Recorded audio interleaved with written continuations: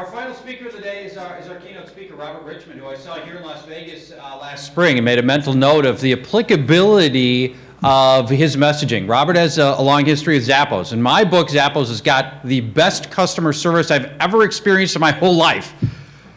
True story, a couple of Christmases ago, Christmas fell on a Saturday. I got some shoes from Christmas from Zappos. Wrong size.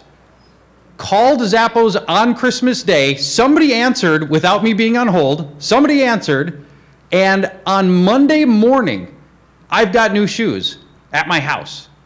Monday morning. That was Saturday afternoon when I called Christmas Day. I don't know how it happened to this day. And I've always remembered Zappos for these crazy, stupid levels of customer service, customer satisfaction, and the culture that they had. And then funny, I'm at another show, and here's Robert talking about how they built that and the crazy customer loyalty that they've got. And so it seemed like an outstanding opportunity to talk to our group. A lot of people that, frankly, this is something that we don't usually talk about. You know, we're talking about trying to get apps built and new ideas and feature sets and things like that. We don't talk about some of the really core things that help drive our customers and create loyalty. And so this seemed like an outstanding opportunity to do that. So with that introduction, please help me welcome to the podium Robert Richmond.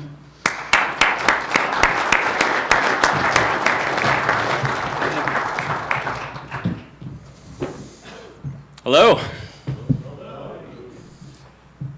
You know, it's I've got to admit I don't play fantasy sports. However, I did back in the 80s when we were actually like looking at the newspaper stats and calling each other up on the phone and talking about the scores that way. So the technology you guys are working with is just blowing my mind as to how far the industry has come. And you know, I'm from LA, and so my team back then was the Dodgers. And so when I think of sports, I think about the 1988 World Series. Anybody remember that, what I'm talking about, that moment? If you don't know about that moment, I mean, it's just one of the most epic moments in sports history, right? Dodgers going into the series, nobody thought that they could pull it off at all. Like, they were facing the Mets in the playoffs, who they had lost to 10 out of 12 times in the regular season. So they didn't even expect to make it past that. They go into the World Series, game one. It gets down to bottom of the ninth. They're down by 2. And their lead hitter, Kirk Gibson, is unavailable entirely because he's got 2 bad legs, not 1. And they're down by 2. It's 2 outs. And Gibson had been in the batting cage just seeing if he could make it happen. And it was said that he was just screaming, right, like in pain because of his legs, but he really wanted to be there for the team. So he sends out the bat boy and tells him to tell Lasorda that he's ready. He's going to play. Lasorda says, okay, don't let him come out until the last moment. And he comes out at that last moment. He doesn't even go onto the on-deck circle. He's just hanging out down there.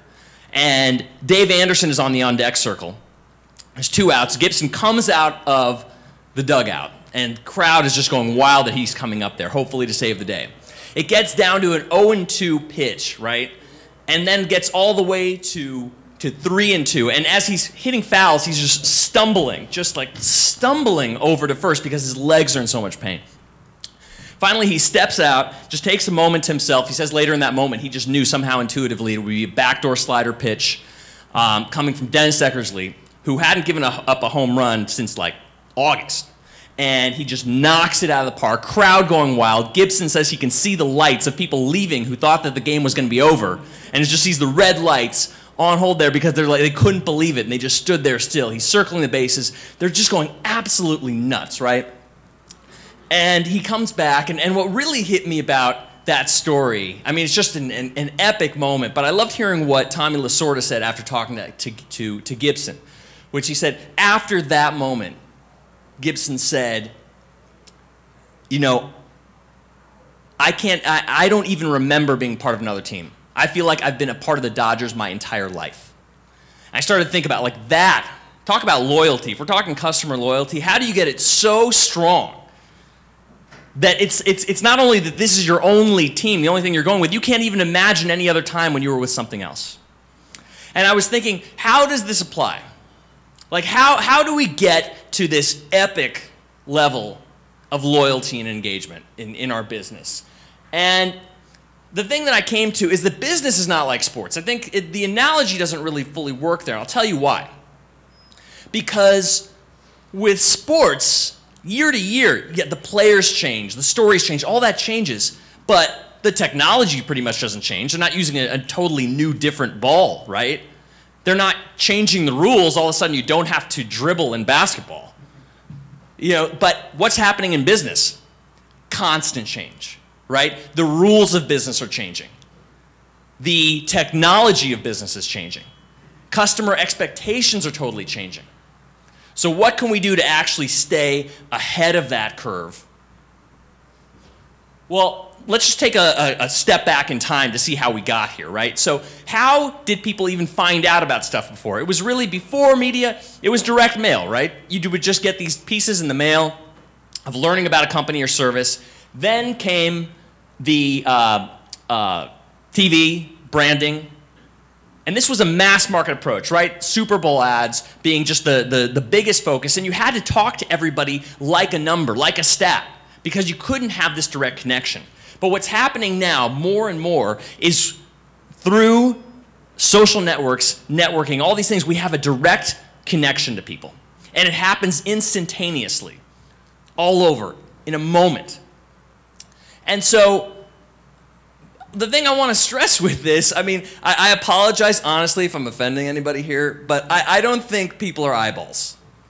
I don't think we can think of them that way. I don't think we can talk about them as users. I mean, it honestly drives me a little nuts to talk in the language of how do we control users? How do we control the user base? These are people. And if we lose touch of that, I want to make the point to you, because my point in being here is not just to really talk all about culture. I want to really bridge that divide between this kind of world of technology and what can be done for your business. Because this translates into revenue. This translates into dollars. And I'm going to show you not only how that works in the theory of it, but specifics. So I hope that if you're on your computer, that for your own sake, that you pay attention. Because these things I'm going to be giving you are things that you can act upon immediately. And if you guys do it as a whole, it'll elevate the entire industry. If you don't, it means your competitor's going to do it first. So I don't need you to pay attention to me, but I hope you do, just because it can be that one little thing that you catch out of this. That one shift, that one change that makes a huge direction. So what I'm going to talk about is the customer life cycle and building a relationship, because what's so unique about this time is that we're actually talking about relationships. When we have all these different media to have a direct connection to people, that means we are in the process of building relationships. And I would venture to guess that you and I are actually in the same business if you were actually to just come in like an alien into this world and see what we do. Because I bet they would see us both on the computer, typing, talking to people, on the phone, researching, giving presentations, in meetings. Anybody just coming in from a foreign land would say we do the same job, right? Because everything's come down to communication. That's what business is. We're not out there with a plow anymore. All business is made up of relationships. So if you have strong relationships, imagine strong relationships with your customers, strong relationships with vendors, strong relationships with your employees. If you have that and nothing else, I mean, you've got everything, right? Everything. So let's go into what that means. What does it mean to go into a relationship when it comes down to business? This is what I call the double funnel. And I'm going to use the relationship analogy throughout it to really drive this point home. So it starts off stage one, flirting to dating to relationship to engagement to marriage, and I'll tell you what toward the end what that second part of the funnel means. Stage one, they're intrigued. They're flirting, right? So, okay, here's the thing. I want to preface this before I go into this, because I'm not meaning to necessarily trash talk here, although I'm sure you guys are familiar with that. I've watched the league plenty of times. But what I did before this is I didn't just put this together and come here. I've been talking to Paul for a while now, and what I did was I actually went onto the FSTA website, and I went down and clicked site by site through each of your sites, at least the ones that had them listed, and went through them, each of them that I could.